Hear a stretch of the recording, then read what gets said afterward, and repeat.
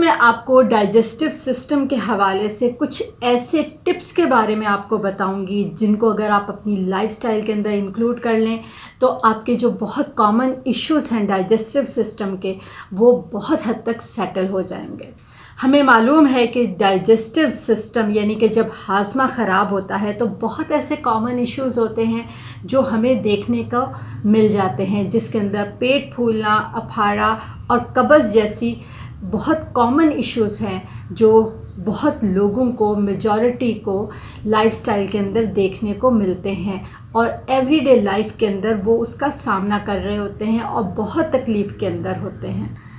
जब भी हमें एवरीडे लाइफ के अंदर इस तरह के कोई भी हाजमे से रिलेटेड कोई प्रॉब्लम का सामना करना पड़ता है तो कोशिश होती है हम लोगों की कि कोई ना कोई ओवर द काउंटर मेडिकेशन लें और उससे अपनी जो हाजमे की तकलीफ़ है, जो भी इशू आ रहा है, उसको सेटल कर लें। लेकिन सोचने की बात है कि क्या मेडिसिन ले लेने से मसला हल हो सकता है? बिल्कुल ऐसी बात नहीं है, क्योंकि मसला जो है वो अगर हल भी होगा ना तो वो टेम्प्रेरी तौर पर, यानी कि जो सामने सिम्टम्स आ रहे होंगे, साइंस नज़र आ रहे होंगे, वो सेटल होंगे, लेकिन जो रूट कॉज है ना, जो मसले की असल जड़ है, वो वहीं की वहीं रहेगी। तो क्यों ना हम ऐसी चीज़ों को अपनी लाइफस्टाइल के अंदर इंक्लूड करें और ऐसी चंद आदत को अपना लें ताकि ये जितने भी हाजमे से रिलेटेड मसले हैं वो जड़ से ही ख़त्म हो जाएं और हमें किसी भी मेडिकेशन की ज़रूरत ही ना पड़े। अगर हम सबसे पहले ज़िक्र करें तो हमें अपनी डाइट के अंदर फ़ाइबर को इंक्लूड करना चाहिए। हमें मालूम है कि फ़ाइबर जो है वो दो तरह के होते हैं, एक सॉल्युबल फ़ाइबर होता है और एक इनसॉल्युबल फ़ाइबर होता है। अब जो सॉल्युबल फ़ाइबर रहता है वो पानी के अंदर घुल जाता है और वो स्टूल को सॉफ्ट करने का बायस बनता है और तेज़ी के साथ स्टूल को पास ऑन करता है, यानी कि उस इंसान को जो सॉल्युबल फ़ाइबर ले रहा होता है ना, उसको कब्ज़ नहीं होती या उसकी शिकायत बहुत हद तक सेटल हो जाती है। लेकिन इनसॉल्युबल फ़ाइबर का क्या काम होता है कि वो पानी के अंदर तो नहीं घुलता, लेकिन जो आंतें होती हैं, मैदा होता है, उसकी जो अंदरूनी वॉल है उसको खुरच खुरच के वो साफ़ कर देता है, उसमें से जितनी गंदगी होती है वो मिटा देता है। उसके अलावा एक और इसका काम भी होता है कि ये डिटॉक्सिफिकेशन भी करता है, जितने भी वहाँ पे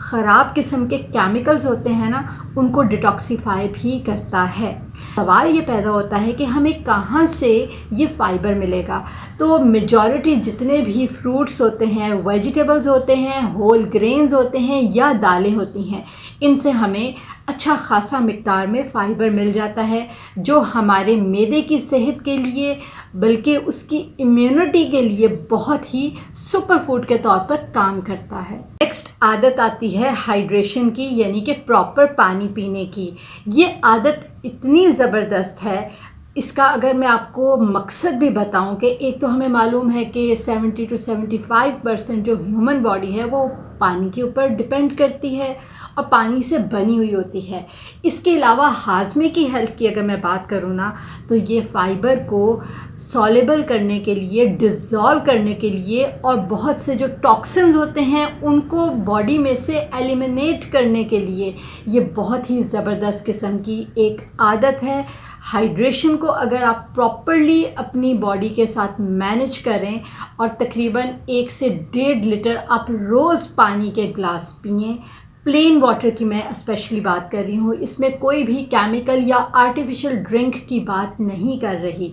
आप प्लेन वाटर को अपनी डाइट के अंदर इंक्लूड करें और फिर आपको देखें कि किस तरीके से आपकी कब्ज़ और अफारा और जो आपका पेट कई दफ़ा फूला हुआ होता है और आपको समझ नहीं आ रही होती है, आपकी जो स्किन ड्राई हुई होती है, वो किस तरीके से सेटल हो जाती है। और पॉइंट है जो यहाँ पे मैं आपको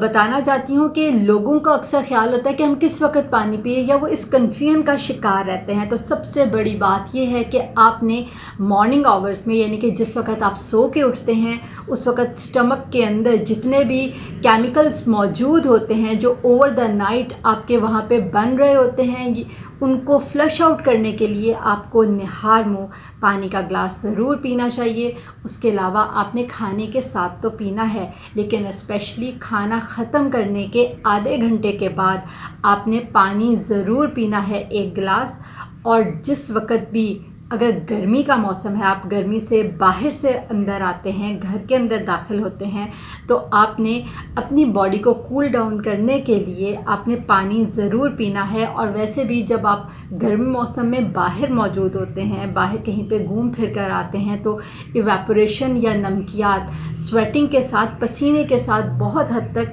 निकल गई होती हैं बॉडी में से, और उस वक़्त बॉडी आपकी डिहाइड्रेटिंग फेज़ के अंदर होती है, जिसको आपको सेटल डाउन करने के लिए, बॉडी को प्रॉपर हाइड्रेट करने के लिए पानी ज़रूर पीना होता है।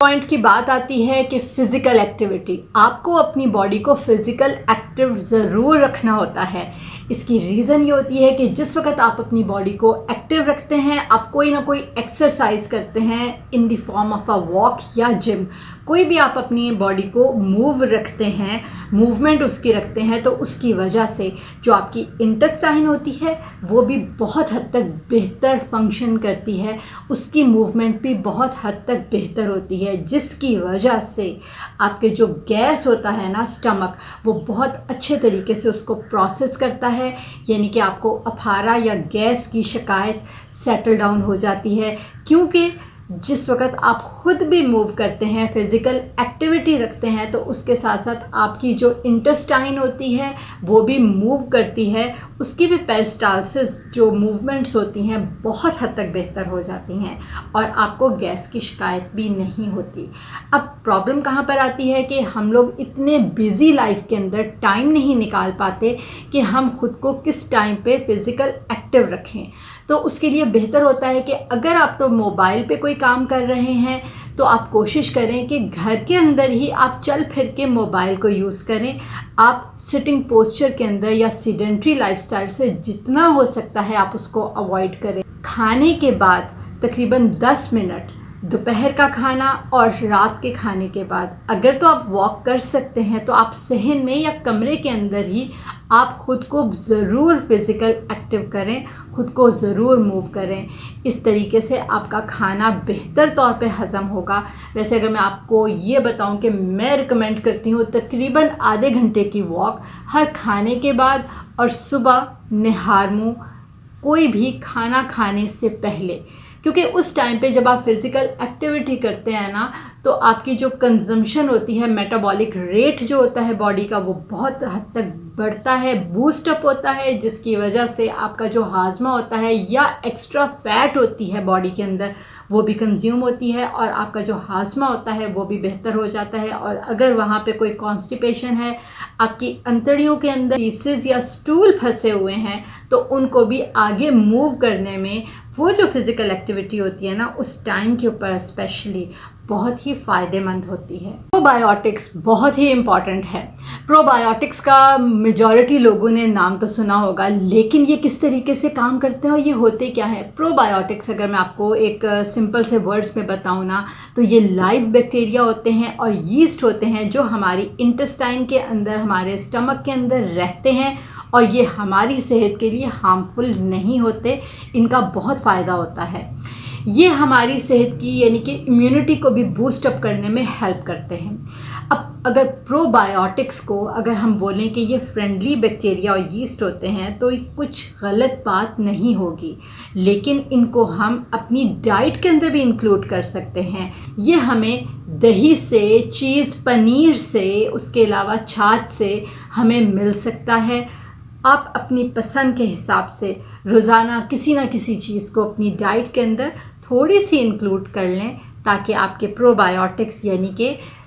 फ्रेंडली बैक्टीरिया भी आपके बेहतर रहें और आपका डाइजेस्टिव सिस्टम भी अच्छा रहे। मेंटल हेल्थ बेहतर होना बहुत ही ज़रूरी है। डाइजेस्टिव हेल्थ की सेहत के लिए अब मेंटल हेल्थ की बेहतरी क्यों ज़रूरी है? क्योंकि उसकी वजह से भी डायरेक्टली हमारा जो डाइजेस्टिव ट्रैक होता है, डाइजेस्टिव सिस्टम होता है, उसके ऊपर असर करता है। अगर कोई बहुत हद तक, बहुत लॉन्ग ड्यूरेशन तक कोई स्ट्रेस के अंदर है, एंजाइटी के अंदर है, कोई डिप्रेशन के साथ जी रहा है, तो वो उसकी डाइजेस्टिव हेल्थ के ऊपर डायरेक्टली इफ़ेक्ट करेगा। वो इंसान अगर लॉजिकली भी देखें ना, तो इंसान अगर घर से बाहर नहीं निकलेगा, हर वक्त एक सेक्युलेटेड से एरिया के अंदर मौजूद रहेगा, लोगों से मिलने मिलाने से कतराएगा, अपनी डाइट को बेहतर नहीं रखेगा तो उसकी वजह से भी उसका जो डाइजेस्टिव हेल्थ है उसको बहुत से ऐसे इश्यूज़ हैं जिसमें कॉन्स्टिपेशन, डायरिया हो सकता है, आईबीएस की प्रॉब्लम हो सकती है, उसके अलावा उसको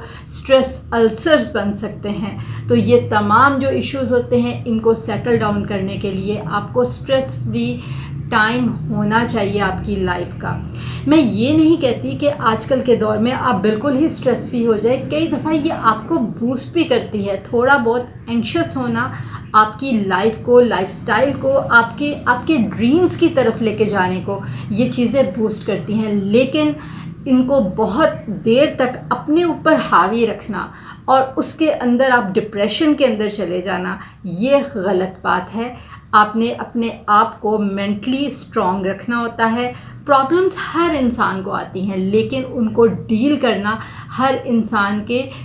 कुछ तो उनके इनबॉर्न होता है, कुछ उसको एनवायरनमेंट सिखाती है और कुछ वो खुद से सीख लेता है वक्त गुज़रने के साथ साथ। लेकिन मैं हमेशा से आपको ये कहती हूँ कि ख़ुद को मेंटली स्ट्रॉन्ग ज़रूर किया करें,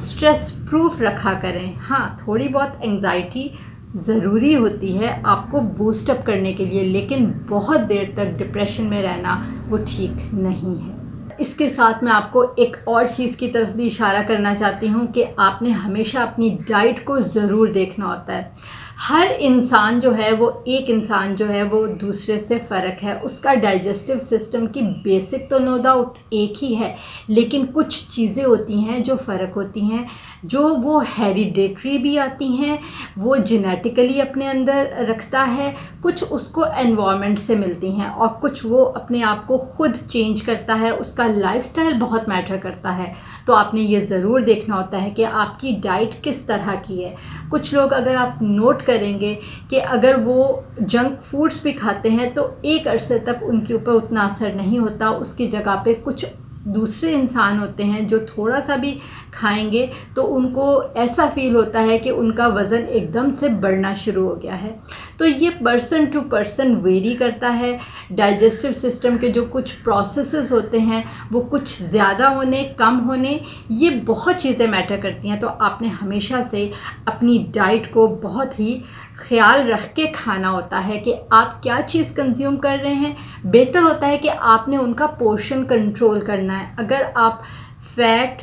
कार्बोहाइड्रेट्स और प्रोटीन्स एक प्रॉपर मिक़दार के अंदर खा रहे हैं तो वेल एंड गुड। आप अपनी लाइफस्टाइल के अंदर आपने बैलेंस डाइट को इंक्लूड किया हुआ है, जो बहुत ज़बरदस्त किस्म का आपकी सेहत के लिए, आपके डाइजेस्टिव सिस्टम के लिए, आपके मेंटल हेल्थ के लिए बहुत ही अच्छा है और पॉजिटिव वे के अंदर उनको पॉजिटिव इफ़ेक्ट देता है, इम्यूनिटी को बहुत बूस्ट करती है। तो मैं हमेशा से यही रिकमेंड करती हूँ कि आप हमेशा से बैलेंस डाइट लें, सब कुछ खाएं ताकि आपको किसी भी चीज़ की कमी ना हो और उस डाइट को लेने के लिए आपको फिर साथ कोई और उस कमी को पूरा करने के लिए आपको विटामिन्स और कोई और भी आपको मेडिसिन्स ना लेनी पड़े, ताकि आपको बैलेंस डाइट में ही से ही सब कुछ इकट्ठा एक ही जगह पे मिल जाए। उम्मीद करती हूँ कि आपको डाइजेस्टिव सिस्टम को बूस्टअप करने में, उसकी इम्यूनिटी को बेहतर करने में आपको ये वीडियो बहुत ही हेल्प करेगी। अगर आपको ये वीडियो अच्छी लगी हो तो इसको लाइक ज़रूर कीजिएगा और अपने फैमिली, फ्रेंड्स और रिलेटिव्स में शेयर ज़रूर कीजिएगा, क्योंकि नॉलेज शेयर करने से बढ़ता है। इंशाल्लाह मिलते हैं अगली वीडियो में नए टॉपिक के साथ। अल्लाह निगहबान।